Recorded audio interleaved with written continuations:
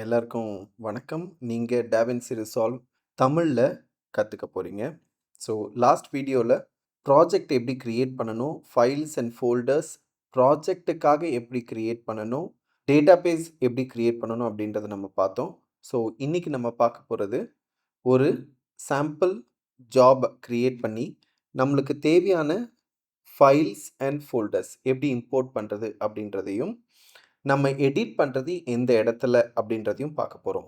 So ஒரு recap, last time நீங்கள் database எப்படி கற்றுக்கணும் அப்படின்றத பார்த்துருப்பீங்க. ஆனால் இந்த மாதிரி உங்களுக்கு அந்த வியூ இருந்திருக்காது. ஒருவேளை உங்களுக்கு இந்த மாதிரி வியூ இருக்குது அப்படின்னா சிம்பிள், மேலே இங்கே ப்ராஜெக்ட் அப்படின்னு இருக்கு இல்லையா, ஸோ இதுக்கு பக்கத்தில் இருக்கிற இந்த சிம்பிளை நீங்கள் ஷோ பண்ணிங்க, அதாவது செலக்ட் பண்ணிங்க அப்படின்னா ஷோ ஆகும். இந்த இடத்துல உங்களுக்கான டேட்டாபேஸை நீங்கள் கிரியேட் பண்ணிக்கலாம். ஸோ நெக்ஸ்ட்டு உங்களுக்கான ஜாப்ஸ். ஸோ இப்போ நான் என்ன பண்ண போகிறேன்னா, உங்களுக்கு சொல்லி கொடுத்த மாதிரி ஒரு ஃபோல்டரை கிரியேட் பண்ண போகிறேன். அந்த ஃபோல்டருக்கு பேர் ட்ரெயினிங் அப்படின்ட்டு கிரியேட் பண்ணியிருக்கிறேன். இந்த ட்ரெயினிங் ஃபோல்டருக்குள்ளால என்னுடைய நியூ ப்ராஜெக்டை நான் கிரியேட் பண்ணுறேன். அதுக்கும் பேர் ட்ரெயினிங் அப்படின்ட்டு நான் சூஸ் பண்ணியிருக்கிறேன் அண்ட் கிரியேட் அப்படின்ற பட்டனை செலக்ட் பண்ணிட்டேன். ஸோ நம்மளுடைய ஃபர்ஸ்ட் வியூ இப்படி தான் இருக்கும். நம்ம ப்ராஜெக்டை க்ரியேட் பண்ணியிருக்கிறோம், ஆனால் எந்த ஒரு ஃபைல்ஸோ இல்லை ஃபோல்டர்ஸோ நம்ம அதில் க்ரியேட் பண்ணலை. நம்ம எப்போவுமே ஃபைல்ஸ் அண்ட் ஃபோல்டர்ஸில் ஒர்க் பண்ணோம் அப்படின்னா நம்மளுக்கு ஒர்க் ஈஸியாக இருக்கும். விச் இஸ் நம்மளுக்கு தேவையான ஃபோட்டோஸ், ஆடியோஸ், நம்மளுடைய கண்டென்ட், ஆடியோவாக இருந்தாலும் சரி, வீடியோவாக இருந்தாலும் சரி, ப்ரியராக எடுத்து ஒரு ஃபைலில் க்ரியேட் பண்ணி நம்ம சேவ் பண்ணிட்டோம் அப்படின்னா இதில் இம்போர்ட் பண்ணுறது ஈஸி. சே ஃபார் எக்ஸாம்பிள், நான் ஆல்ரெடி என்னுடைய ஒரு சாம்பிள் டாக்குமெண்ட்டை, சாம்பிள் வீடியோஸை நான் எடுத்து வச்சுருக்கிறேன் என்னுடைய ஹார்ட் டிஸ்கில். ஸோ நான் மீடியாவை செலக்ட் பண்ணி இங்கே டாப் லெஃப்டில் பார்த்தீங்கன்னா என்னுடைய ட்ரைவ்ஸ் இருக்கும். இதில் நான் என்னுடைய டாக்குமெண்ட்ஸை வந்து நான் எடுத்துக்க போகிறேன்.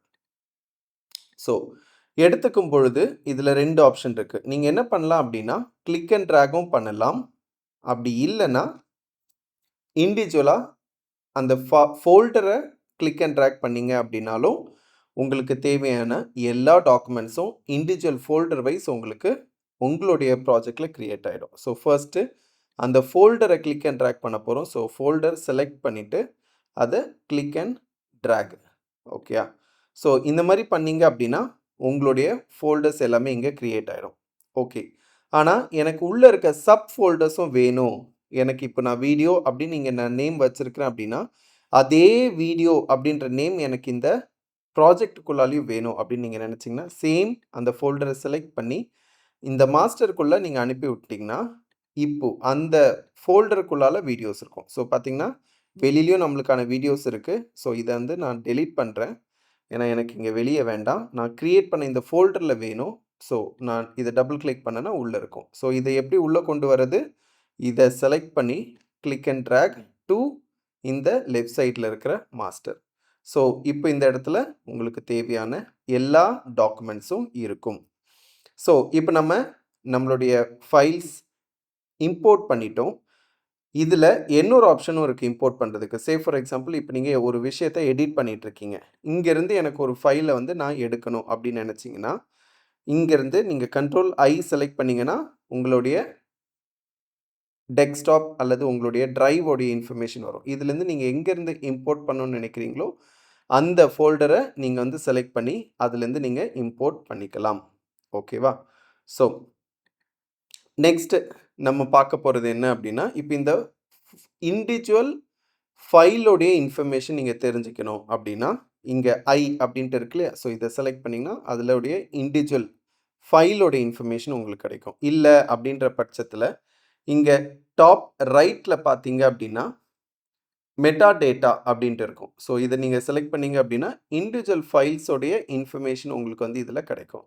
என்ன ரெசல்யூஷனில் இருக்குது, எவ்வளோ மினிட்ஸ் இல்லைனா எத்தனை செகண்ட்ஸ், எத்தனை ஃப்ரேம்ஸ் பர் செகண்ட் அப்படின்ற கம்ப்ளீட் இன்ஃபர்மேஷன் உங்களுக்கு இதில் கிடைக்கும். ஸோ இதை நீங்கள் வீடியோவாக எடுக்கிறீங்க அப்படின்னா ஒரு வீடியோ எந்த கேமராவில் எடுத்தது அப்படின்றதும் நீங்கள் இதில் இன் டீட்டெயில்டாக பார்த்துக்கலாம். உங்களுக்கு தேவைப்பட்டுச்சு அப்படின்னா, எடிட்டிங்கில் உங்களுக்கு தேவைப்படுது அப்படின்னா நீங்கள் இதை பார்க்கலாம். ஓகே.